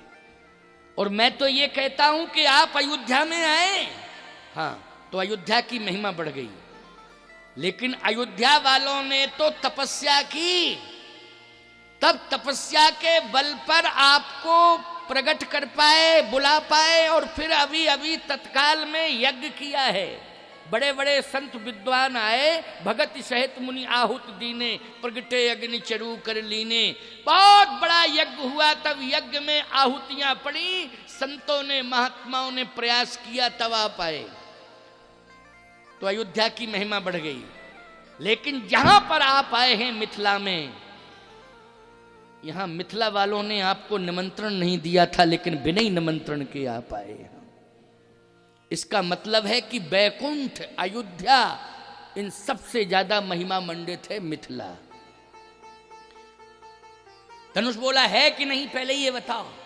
भगवान बोले अब हमें तुम्हें तोड़ना है, तो गर्दन हिला दी, हाँ है। नहीं नहीं नहीं, सही बताओ है कि नहीं। भगवान ने कहा नहीं है। क्यों? क्योंकि पुर नर नारी, पुर नर नारी सुभग सुचि संता, धर्मशील ज्ञानी गुणवंता। ये इतना महिमा मंडित है मिथिला की, यहाँ सभी संत हैं। बूढ़ा तो संत, जवान तो संत, बालक तो संत, स्त्री पुरुष सभी संत हैं। बोलो है कि नहीं? पुर नर नार सुभग सुचि संता, धर्मशील ज्ञानी गुणवंता। लक्ष्मण जी बोले देखो धनुष, मिथिलाई में नहीं है सब संत, हमारे अयोध्या में संत नहीं है क्या? कमी है संतों की? धनुष बोला सब संत तो हैं, लेकिन एक असंत मंथरा रहती वहां, अभी जाओगे तो पता लग जाएगा। एड़ी चोटी का पसीना बोलो निकल जाएगा कि नहीं? उसका नाम क्या है बोलो भाई? मंथरा। भगवान राम बोलो चुप रहो, लक्ष्मण बीच में मत बोला करो, हम जानते हैं कि मंथरा को क्या करना है वहां। धनुष पहले से ही जानता है, इसलिए तुम चुप रहो। अभी प्रकट हो जाएगा तो मिथिला वाले कहेंगे भैया किशोरी जी को अब नहीं भेजेंगे, अब विवाह कैंसिल करो, क्योंकि मंथरा का रहस्य अगर खुल जाएगा तो ये यहाँ के नगर निवासी क्या सोचेंगे। इसलिए चुप रहो चुप रहो, अभी ज्यादा बात करने की जरूरत नहीं है, धनुष सब जानता है, तुम मौन रहो। लक्ष्मण जी बोले हम मौन है, लेकिन महिमा, भगवान बोले हाँ यहाँ की महिमा है, यहाँ सब संत ही संत हैं, संत ही संत हैं सब। अयोध्या में खोजने पर एक असंत निकला, और वो असंत कौन है? असंत की भूमिका में है मंथरा। भगवान राम ने कहा क्या चाहते हो पहले ये बताओ, जो तुम चाहते हो आज कह दो और मैं तुम्हें वही दूंगा। क्या चाहते हो? धनुष ने कहा, मैं यही चाहता हूं कि आप मुझे उठाएं और तोड़ें, और तोड़ने के बाद बैकुंठ न भेजें, फिर मिथिला में ही रखें। भगवान ने कहा टूट जाओगे, अभी मिथिला में रहे, अब टूटने के बाद फिर मिथिला में रहोगे। धनुष ने कहा टूटने के बाद इसलिए मिथिला में रहूंगा कि 2 भागों में हो जाऊंगा मैं, टूटने के बाद 2 भागों में। तो धनुष कहता है कि जब आप मुझे तोड़ देंगे तो 2 भागों में हो जाऊंगा, बस इतनी कृपा करना कि एक भाग तो आप अपने श्री चरणारविंदों में रखना और दूसरा भाग किशोरी जी के चरणों में सौंप देना, तो मेरा जीवन धन्य धन्य हो जाएगा। अच्छा बोलो, भगवान के चरण की कितनी महिमा है। भगवान के चरण की इतनी बड़ी महिमा है कि हनुमान जी केवल श्री चरणारविंदों में रहना चाहते, भगवान के, बोलो रहना चाहते कि नहीं। भरत जी ने भी अयोध्या के पद का त्याग किया, कहते प्रभु आपका पादारविंद चाहिए, आपके चरणों में मुझे जगह मिल जाए। हनुमान जी कहते आपके चरणों में मुझे जगह मिल जाए। जितने भी संत महात्मा तपस्या कर रहे हैं एक ही मांग कर रहे हैं कि आप अपने चरणों में मुझे जगह दो। महात्माओं की क्या मांग है बोलो, जो तपस्या कर रहे हैं, आपके चरणार विंदों में मुझे जगह मिल जाए। ये कोई नहीं कहता है, मैं तो नहीं मानता हूं कि कोई ये कहता हो कि बैकुंठ में जगह मिल जाए। प्रभु आपके चरणों में जगह मिले, जहां आप हो और आपके चरण हो वहां मुझे जगह मिले। बोलो भाई, वहीं बैकुंठ है कि नहीं? जहां भगवान है, भगवान के चरण हैं, बोलो वो बैकुंठ है कि नहीं? उसे बैकुंठ मानना चाहिए कि नहीं? पदराजीव बरन नहीं जाही, ओ मुनि मन मधुप बसई जिन माही। इसलिए आपके चरणार बिंदों में रहना चाहता हूं, एक भाग आपके चरण में और दूसरा भाग किशोरी जी के चरण में। भगवान ने कहा धनुष अलग मत समझो, एक ही हैं हम दोनों। गिरा रथ जल बीच सम कैयत भिन्न, भिन्न बंदों सीताराम पद जिन्हीं परम प्रिय खिन्न। बस जैसे हाथ ऐसे किए, धनुष अपने आप आ गया, अपने आप हाथ में आ गया। एक विशेषता और देखने को मिल रही है। जनक जी ने कहा बन गया काम, बन गया काम, बन गया काम। क्यों? बोले ब्रह्म की एक पहचान और है, जो चेतन को जड़ करे और जड़ करे चैतन। देखो जैसे हाथ किया अपने आप धनुष आ गया हाथ में। इसका मतलब ये है कि धनुष जड़ है। भगवान ने जैसे हाथ किया तो चैतन्यता आ गई, अपने आप हाथ में आ गया। बोलो आ गया कि नहीं आ गया? तो ये सामर्थ्य किस में है बोलो? ये सामर्थ्य ब्रह्म में है कि जो चेतन को जड़ और जड़ को चैतन्य, ये सामर्थ्य भगवान में है। इसलिए धनुष अपने आप हाथ में आ गया। जनक जी महाराज ने कहा बस अब तो काम बन गया। कैसे? बोले जनक लहऊ सुख सोच बिहाई। क्यों? प्रमाण मिला कि नहीं मिला? जैसे ही प्रभु राम के हाथ में अपने आप धनुष आया तो जनक लहऊ सुख सोच बिहाई, ओ पैरथ थके थाही जनु पाई।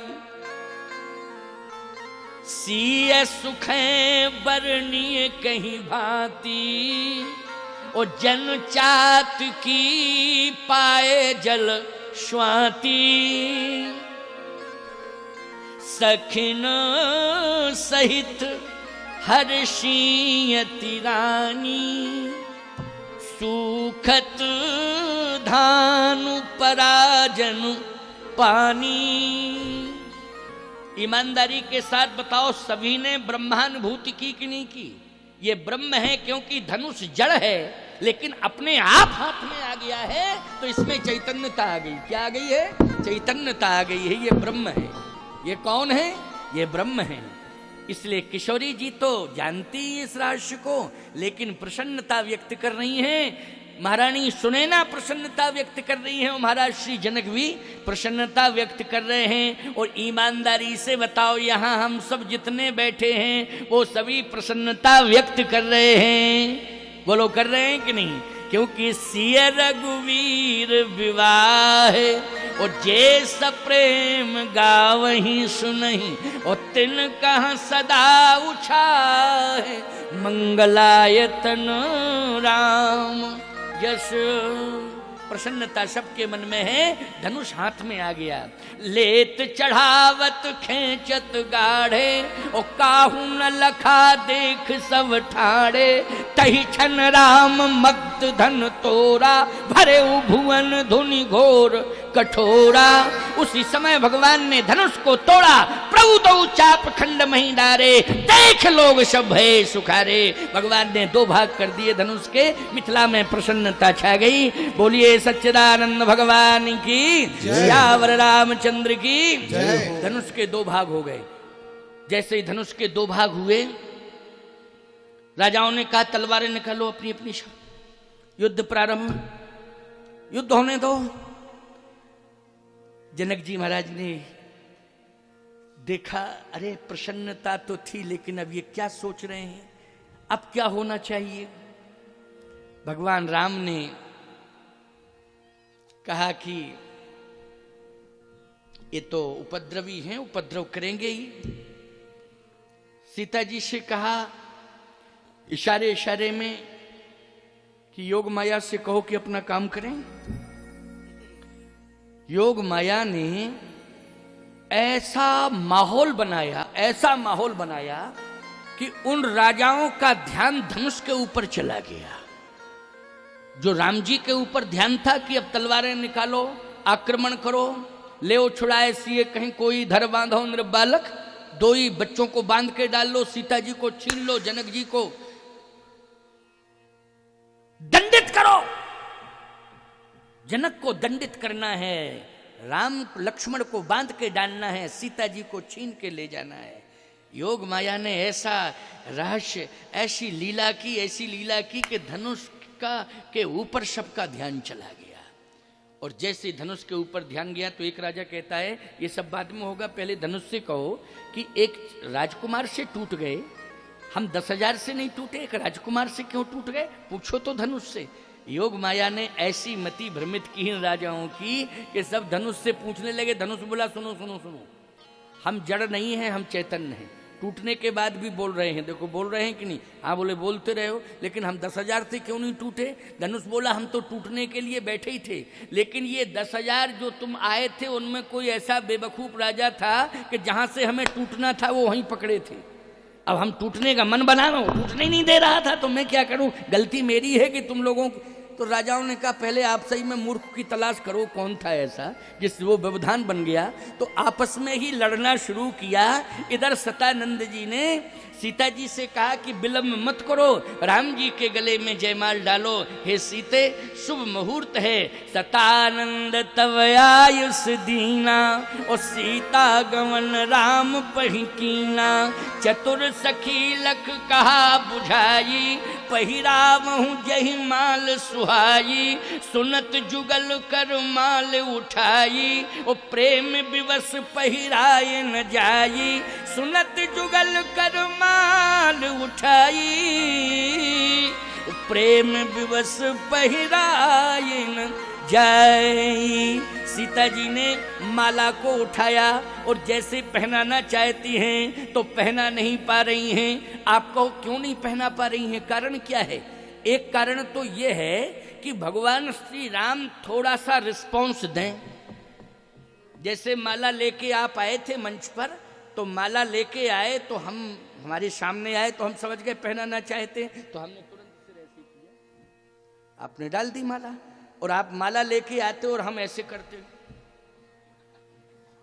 तो बोलो भाई आप क्या सोचते, पहनने का मन नहीं है महाराज का, इसलिए परेशान मत करो। क्यों, संकेत मिलता कि नहीं मिलता? पहनने का मन नहीं है इसलिए परेशान मत करो। और अगर हमने माला को देख के सिर यूं कर दिया तो आपने क्या समझा? नहीं नहीं महाराज जी रिस्पॉन्स दे रहे हैं, इसका मतलब है कि हम सम्मान देने आए हैं, तो निश्चित रूप से हमें भी वो सम्मान ही तो दे रहे हैं कि चलो भाई स्वागत स्वीकार कर रहे हैं। स्वीकार करना सामने वाले को सम्मान देना है। तो भगवान श्री राम के सामने जैसे ही माला उठाई तो प्रेम विवश पहराए न जाइए। एक तो प्रेम की व्यवस्था है, नहीं पहना रही हैं। दूसरा कारण यह है कि राम जी थोड़ा झुके तो माला पहना दें किशोरी जी, क्योंकि 6 वर्ष की आयु जानकी जी की है और 15 वर्ष की आयु भगवान राम की है। तो अब कल्पना करो कि 6 वर्ष की अवस्था की वाली कन्या की हाइट कितनी होगी, उसके हाथ कितने होंगे, हाइट कितनी होगी, और 15 साल का कोई बालक है तो उसकी हाइट कितनी होगी, कल्पना करो आप। अब झुकना तो पड़ेगा ही पड़ेगा, पड़ेगा कि नहीं, राम जी को थोड़ा झुकना पड़ेगा। अब सीता जी माला लिए हैं, उठाया भी रही हैं माला, लेकिन पहना नहीं पा रही हैं। तो कारण क्या है, क्या राम जी पहनना नहीं चाहते हैं? नहीं, राम जी तो पहनना चाहते हैं, लेकिन लक्ष्मण जी ने धीरे से कह दिया भैया झुकना नहीं। बगलई में थे, चुपचाप धीरे से कहा भैया भैया झुकना नहीं। भगवान बोले अब तुमने टोक दिया तो नहीं झुक रहे। अब सीता जी माला लिए हैं, हाथ भी उठे हैं और माला उठी है। अब पीछे से एक सखी कहती, जब लक्ष्मण जी कह रहे हैं पीछे से राम जी से भैया झुकना नहीं है, तो सीता जी के पीछे जो सखी खड़ी वो सीता जी से कह रही है पहना दो ना, पहना दो। सीता जी बोली कैसे पहनाऊं, कंडीशन तो देखो क्या है। तो सखी ने कहा कंडीशन तो है। तो सखी कहती है राम जी से थोड़ा सा झुक जाओ, किशोरी जी माला पहनाना चाहती हैं, आप पहन लो, झुक जाओ। लक्ष्मण जी बोले धनुष का धनुष तोड़े, ऊपर से झुके अलग। ये राजा अकड़े मकड़े सब खड़े हैं, अपनी अपनी तलवारें लिए हैं, इनको झुकना चाहिए। 10,000 एक साथ लग गए फिर भी धनुष को हिला नहीं पाए, अकड़े मकड़े हैं, तलवारें निकाले, कोई लाठियां लिए, इनको झुकाओ। हमारे भैया धनुष तोड़े, ऊपर से झुके अलग, ये झुका झुकी नहीं होगी। तो वो सखी बोली ऐसा है कि माला भी नहीं पहन पाएंगे आपके भैया। लक्ष्मण जी बोले मालाओं की कमी थोड़ी है, अयोध्या में माल भी भरा पड़ा है खजाने में और मालाएं लिए लिए घूम रहे लोग। अच्छा बोलो हर मंदिर में सब माला लिए खड़े हैं कि नहीं खड़े राम जी के लिए? जल्दी बोलो राम जी के लिए। अच्छा एक बात बताओ, ये जितनी मालाएं आई हैं ये सब किसके लिए आई हैं? रामायण पर आपने पहनाई तो ये राम का ही स्वरूप है, और व्यास जो होता है वो भी भगवान का ही स्वरूप होता है कि नहीं होता है? तो आपने दो को ही तो माला पहनाई, या तो ग्रंथ को पहनाई या फिर व्यास को पहनाई। बोलो भाई, व्यास में भी आपने भगवान का स्वरूप देखा, रामायण में भी आपने भगवान का स्वरूप देखा, दो को ही माला पहनाई कि नहीं पहनाई? तो मालाओं की कमी है क्या? लक्ष्मण जी बोले मालाओं की कमी नहीं है, ये माला की बात मत करो। धनुष तोड़ा कि नहीं तोड़ा? हाँ, तो फिर झुके। सतानंद जी ने विश्वामित्र जी से कहा कि माहौल आपकी तरफ से गड़बड़ हो रहा है, ये राजा लोग तो माहौल खराब कर रहे हैं, इनका मूड ठीक नहीं है, और ये राजा सब ना समझ हैं, इन पर हमको ध्यान नहीं देना है। लेकिन आप समझदार हैं, राम जी समझदार हैं, लेकिन ये लक्ष्मण बीच में क्यों बोल रहा है? लगता है कि समझ कम है लक्ष्मण में, इसलिए तो ये बीच में बोलता है। अभी बीच में बोला फिर बोला, इसलिए आप समझाओ। विश्वामित्र जी बोले मैं समझाता हूं। लक्ष्मण इधर आओ, इधर आओ, इधर आओ। लक्ष्मण जी पहुंच गए गुरु जी के पास। क्या कर रहे हो? कुछ नहीं गुरुदेव। ये सखियां कह रही हैं भैया से झुको झुको झुको, धनुष तोड़े, झुके अलग। विश्वामित्र जी ने कहा कि एक बात बताओ लक्ष्मण, इतना बड़ा कार्य तुम्हारे भाई ने किया कि विश्व चर्चा का विषय बन गया। पूरे विश्व में राम बरीष्य भंजो चापा, मही पाताल नाक जस व्यापा, राम बरीष्य भंजो चापा। विश्वव्यापी व्यक्तित्व हो गया राम का धनुष तोड़ने से। लेकिन धनुष टूटा था तो सबसे पहले अभिवादन किसे करना चाहिए था लक्ष्मण, ये बताओ।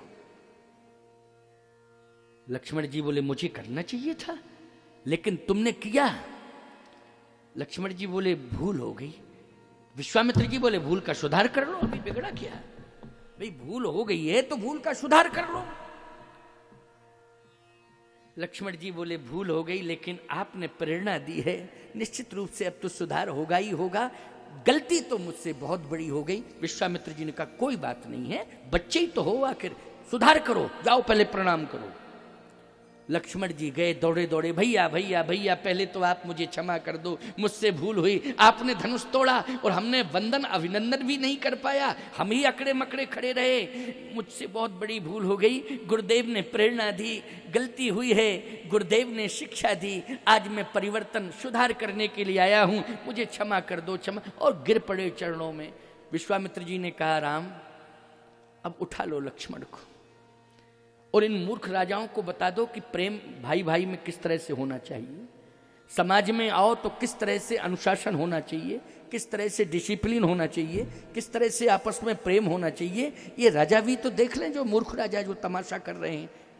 हे राम उठाओ और सबसे पहले अपने भाई को हृदय से लगाओ। भगवान राम ने कहा आपकी आज्ञा अवश्य। जैसे ही झुके भैया भैया भैया कह के लक्ष्मण को उठाने लगे, पीछे से सखी बोली गोल्डन चांस है, अब तो माला डाल ही दो, विचार नहीं करना है। तो सिय जय माल राम उर मेली। लक्ष्मण को उठाने के लिए भगवान जैसे ही झुके, वैसे ही सीता जी ने राम जी के गले में जयमाल डाल दी। सियावर रामचंद्र की जय। और जैसे ही लक्ष्मण को उठाया और लक्ष्मण को उठा के हृदय से लगाया, फूलों की माला ठंडी ठंडी लगी। लक्ष्मण जी बोले माला कब गिरी? राम जी बोले तुम गिरे वो माला गिरी। हमें तो यही अनुभव है कि तुम गिरे वो माला गिरी।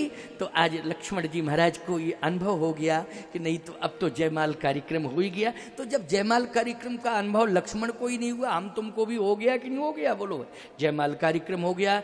अब हम लोगों को ये जो स्वरूप सज के आए हैं, इन स्वरूपों का सम्मान, हमारे यहाँ स्वरूप का बहुत आदर किया जाता है। ये स्वरूप जो है, इनको केवल ये नहीं मानना चाहिए कि हमारे गांव के ही तो हैं ये बच्चे, नहीं, बच्चे नहीं हैं, भगवान के स्वरूप हैं। हम लोग जब भगवान का स्वरूप देखते हैं ना तो साष्टांग प्रणिपात करते हैं। हमारे श्रीमान भगवान दास श्रृंगारी जी महाराज जो है कामता नाथ में जिस समय स्वरूप तैयार कर देते थे ना, तो हमारे बड़े महाराज जी भी स्वरूपों को देख करके साष्टांग प्रणाम करते थे, क्योंकि ये भगवान के स्वरूप हैं। इसलिए हम लोग दर्शन करें।